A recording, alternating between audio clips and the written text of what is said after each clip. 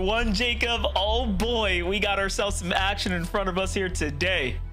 Yeah, if you didn't hear me during that pre-show, first off, where were you? Where was your sound? But I am excited. The games haven't even started, but as we jump in, a much-weighted contested fight. Josh and Iamzo, they've been getting their flowers as a team. Jarku and King, they've been building up that reputation. So even though we could end up with a clash early on, I think both of them realize 8 games, that's a marathon. It's not a race. Going down early could cause a little bit of troubles and maybe some desperation in the back of minds. I mean, hey, we're talking about teams that have performed very well coming out of heats. Peterbot, Pollo, of course, dominating their situation. And as we all know, the eyes have been on them ever since, what, at least the last 2 years or so. They've continued to do so well. But there's a different dynamic when we start looking at the reload as a game mode, right? This is such a different type of playstyle. You can play faster. You can do crazy things like split up and actually push one another. And I might dare to say that NA is off to a crazy start as Pollo actually gets straight off first.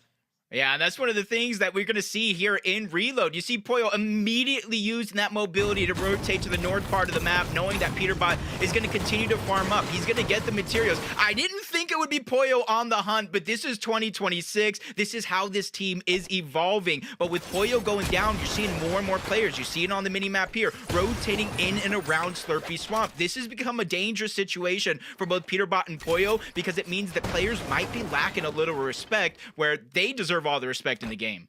Listen, at the end of the day, sometimes Fortnite is just a game of inches. Take every advantage you can get and steamroll your way into a powerful endgame. So we'll see how that ends up holding back potentially. Peterbot and Pollo here as Clicks and Higgs, as we all know, was contesting just that northern side, now starting to inch their way down southwards, trying to see if they can get in on the action here.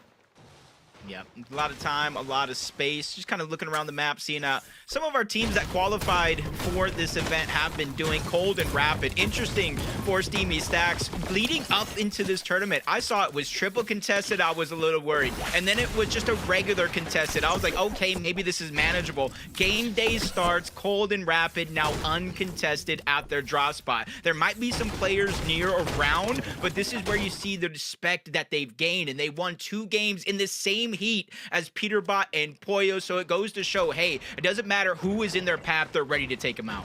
You might be seeing some new faces possibly on your screen as you see there. Some of these folks are looking to just work their way towards their first ever potential land coming up. But first, you got to win your way through these fights here. Just north of lockdown, we have enough in text, just trying to see what they can make happen. But Osid's hot on the hunt here. On the other side, it's Cold and Rapid getting absolutely active. Man, Cold is one of those hyper impressive players. You just give him an inch, he'll take a mile, and he's already pushing his way straight through this team, determining all types of action here, cutting off the sides as well. Jacob, how do you think this is going to fare? I mean, this is looking good already for Rapid and Cold. They got the confidence. They know they're isolated on the side of the map. They get that first elimination. No worries. Med Miss Smoke, Siphon, med kits, the dropping of the minis as well. It's going to take them no time at all to get back up to tip-top shape. So you're seeing how the action on the north side of the map is faring out. Pollo's down. Peterbot having to be the hero in this situation. He does get the knock on to Flex to save the day. So already, Pollo going down twice here in game number 1. Yeah, someone call a doctor. He might need a little temperature check there. Not the usual Pollo, losing some of these fights here. But first, let's jump in with a recently signed Acorn, hopping on over to Twisted Minds here. Alongside Bolts right now. Looking good so far here. There are 9 FNCS champions in the lobby here. Reload really bringing the action. Continue to, of course, give the pros something to look forward to as we're out of the main season. Yeah, you're seeing already, you got exotic weapons, you got the slurp juice as well, and you know in season pass how powerful and game-changing those slurp juices can be at any given moment. But again, a lot of these uncontested teams that we're seeing around the map faring very, very well, as Josh and Iamzo maybe stepping a little bit too far forward. Josh going for an elim, he gets taken down by Peterbot and Pollo, and not only is that 3 points for the elimination, we know how rocky of a road it's been for Pollo so far. That's a boost in their loadout. Look at the dynamic at play here. Josh Riley falls to the hands of Pollo. Finally, he gets his hands dirty there. Manages to put up a point. Iamzo on the other side, just trying to continue to gather himself here, staying out of the action. Doesn't want to, of course, catch himself out of whack there and catch himself eliminated. Jumping back onto the storm though, or just safe over here to the south. The fight that I think everyone was hoping would happen here. Yeah, there are so many barrels here, both big and small. There's slurp trucks. Even though it's not in the zone now, you know a lot of players will rotate back here to try to get the extra HP and shields that they might have missed. But a little bit of a slow pay coming out this time around. Peterbot making sure to take a more calculated approach to this one, trying to play for that piece control. Here's Pollo in a fight towards the outside against Higgs, and you see him immediately change direction to try to lend a helping hand. Got to be careful here. Now we're talking about the upper echelon of what NA has to offer here. Peterbot and Pollo already playing the side angle clicks. Opting to stay tucked away inside. Just complete control of this low ground domain here. And they know who is exactly pushing on the outside of the walls here. You have to guess that Clicks and Higgs are just looking to maintain composure and hopefully pushing back out. Yeah, good shot by Clicks, but Peterbot having that slurp truck right behind him. 100 of heals, whether if it's HP or shield, so he's gonna be back up like he never took that shot in the first place. And you got to take a mention right here of Clicks and his loadout. He has all the shield in the world, but you got to imagine that building farmed free of all the slurp barrels, so getting HP back for Clicks is not going to be easy. So huge advantage on over to Peterbot on the side. Flank coming in from Higgs. Good opportunity there to cause a little bit of confusion onto Peterbot, getting him to reposition, but Pollo doing the same thing, taking that extra angle, trying to force them to make a mistake. I gotta say, this is absolutely impressive play by Clicks. Look at that. Makes his way to the vending machine as well. Gets a couple medkits, but notice he takes no damage in this exchange right now. Clicks playing at an absolute elite level here in this series. Higgs now forced to go toe-to-toe with Pollo, back and forth. Looking for the piece control for the high ground wall there, but nothing just yet. Somewhat of a stalemate on all sides here. Yeah, and you can kind of see all of them thinking long haul, all of them going to farm and re-farm where they can. Even though they have about 200, 300 extra builds, they know this fight has already taken a little bit longer than they hope, and that's why you see the disengagements coming out. I talked about the extra barrels, the extra utility that you can gain, and that's exactly what they're going to do. They've wasted a lot of materials and some of their heals in that fight, so they realize, hey, is the 3 points worth it? 6 if we get the wipe? Probably not this early in the game.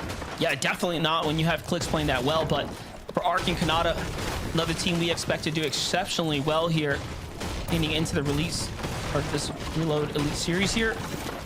Looking pretty solid right now, just finding their way into the edge of the zone, and again, the pacing really does start to pick up. You really don't catch a break when it comes to the reload mode. It is non-stop action, whether you're fighting for your drop or fighting for some new key positioning. Everyone is going to be pushing further and further, and they're going to be more willing to, of course, take risk here. It's kind of been their plan all along. I think it's kind of why they like Steamy stacks. If it goes over to their side of the map, they got free high ground thanks to the stacks. If it pulls away, they have launch pads, they have the actual Steamy stacks. You mix that with the Flowberry Fizz, which means they get a free rotation just like this to the slower side of the zone. It hasn't even opened up yet, and in theory, there could be 1 or 2 players, maybe a team nearby, but most chances are they're going to have an uncontested side of the map, Rapid and Cold playing 2-3 steps ahead of the game at this point. Yeah, I like what we're seeing right here. On the other side, Yell's just sitting pretty. Not the greatest loadout, but Med Miss is, of course, the name of the game here. Still full 20 team standing, as we all know. There will be a cutoff point coming up here shortly where teams will not be able to spawn back in, essentially. So notice how the pacing really starting to slow down now. You cannot afford to make any more mistakes here. Yeah, I like the way you said that. Reboots are about to shut off, and they know exactly that. That's exactly why. You don't want to get eliminated here, even if you can come back, because, Monster, where are you going to land? And let's just say, hypothetically, you do find a spot on the ground to call safe. What loot are you going to get? And that's why you're seeing a lot of precautions being taken very, very early on. Acorn and Bolts, they know they got a far rotation to go, but Acorn's sitting and waiting for these teams to rotate out. They're going to land some shots, and then they're going to combine the Flowberry Fizz with their crash pad to try to get as close to the zone in one hop as possible. One of my favorite up-and-coming teams here, now veterans in the space. I think it's fair to say we could put the tag on Shadows, as he's made his way through his 3rd year as he continues to approach his way final to final. And hey, look, it was a hard road, a hard journey for most teams to even get this far. We saw some major upsets as we went through the heats and the qualifiers. So all of these teams here, of course, are the exceptional.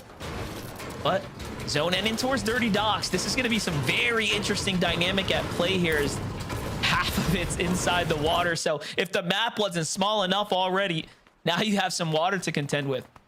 Yeah, that's just a blessing right there. You couldn't ask for a better zone if you're Paper and Resi. They land over towards Dirty Dogs, haven't had to move far. The battle continues with Peterbot Pollo probably rotating close by Clicks and Higgs. They're going to get the damage, probably push them off. You can see Peterbot and Pollo place 468 in open, the lowest of any duo in finals. That just goes to show when it comes to 2026, we know how good Peterbot and Pollo can actually be. It's just the slow start that for some reason put doubts in people's minds. But when you saw them play in heats, back-to-back-to-back wins, I was even thinking they could win all 8. They are back and ready to qualify today.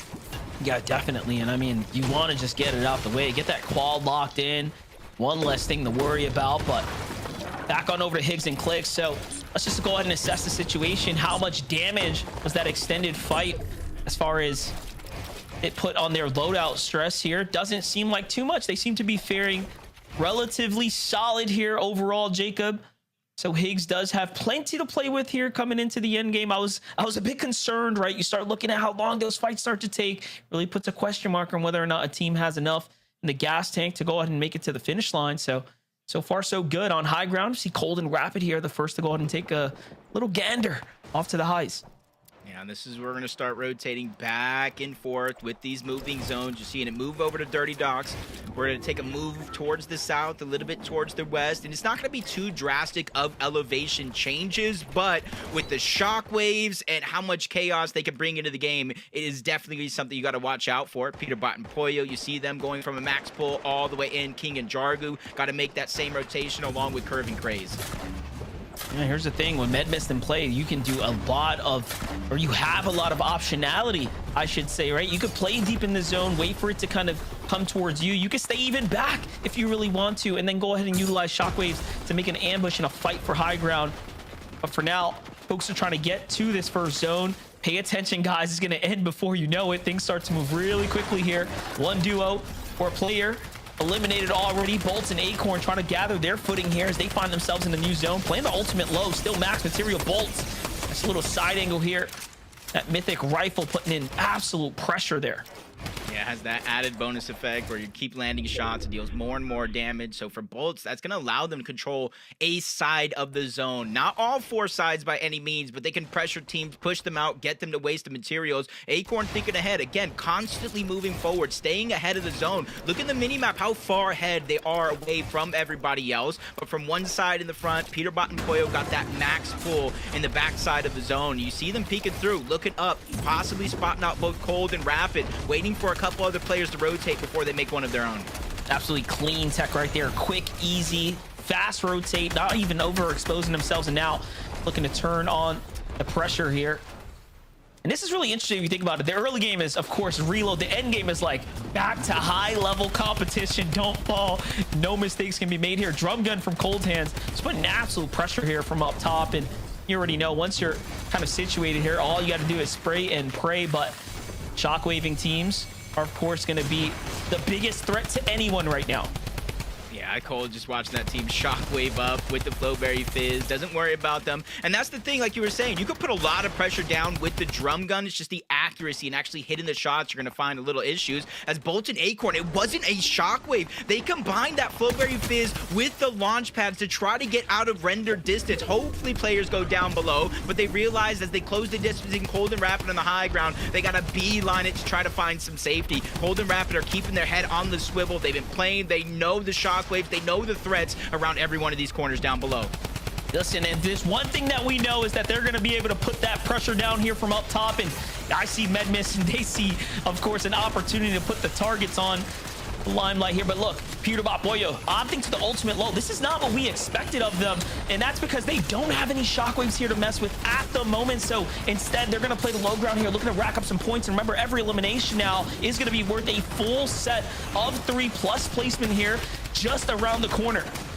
It looks like Teeks ended up tried to take on Cold and Rapid at the high ground, and it does not work. They tried to chop him down. They've got themselves a few seconds, but Teeks just got separated. Cold and Rapid 2v1 took him down, and now look at them maintain their position up above, reconnect while they can, but you see they're drastically running out of those hard materials down to the wood. Anybody's gonna know they're weak as Acorn does the same thing. Him and Bolts go flying by, but Cold and Rapid once again defend their high ground. They're doing excellent work here, managing to maintain this position here, and Cold still finds his footing here. Meanwhile, Clicks and Higgs just starting to turn online. Finally, they find themselves elimination and some placing points to come with it. This is going to go ahead and be probably the beginning of the end for some on the high ground, though. Peterbot finally goes up top. He finds a way through and just finds his way onto the pressure here, putting themselves inside the med mist there as Cold. No HP here, Jacob. It's not looking too hot. You want my high ground, you're gonna have to pry it from my fingers, is what he's saying. Oh my, he takes down Peterbot. Pollo's down as well, but out of nowhere, he comes crashing for the elimination, and he's gonna get the revive. Somehow, some way, they once again do the impossible. And he picks him up, and Pollo, Peterbot back in the game now. 3 eliminations for each of them here. All of a sudden now, what looked like the end is an opportunity for life for this duo up top. Pollo now jumps down. He sees some extra HP, tries to grab the mats there. That was a desperate attempt to put them back in the game. And who has a med miss? Their health is so low here. What are they going to do? They do have the Flowberry Fizz. This is their last opportunity to cap off and try to close this game out. Yeah, there's a bunch of duos still alive, but some of them getting ripped apart from their team. Higgs falls, Clicks falls shortly after. You got Drew and Chris, that's a duo. You got Josh and Yamzo, that's another duo, but it's Peterbot and High Ground, the last remaining duo left in this game that we're mentioning, still alive, putting pressure down from above. 400 medium ammo each. They have the grapples to get down, and if you look at the other side of that coin, nobody has a chance to look up as of now. Yamzo's going in for the elimination, saying, hey, it's now or never. I don't have builds. I don't have anything I need. I have to take it from him as he gets the elimination. Josh gets one as well, but Peterbot strikes, taking down Yamzo, bringing it down to a 2v2. There goes this Siphon to go ahead and cap him right to max HP here. Couple match drop for Pollo. He wants to make sure that they can go ahead and have enough just to go ahead and keep this pressure down. Shockwaves come out, both sides, and then Peterbot gets sent flying back. He has to jump back in. He's going to go for the fight instead. This grapple keeping him in the game. Flowberry Fizz effect as well. There's the Siphon to go ahead and cap him back off. 9 eliminations, a 1v1. He's got the height, 2 mats, 1 mat. Just a final chance now to go ahead and close this one out, Jacob. It can go any way, but if it's Peterbot, you can't count him out. The gunfight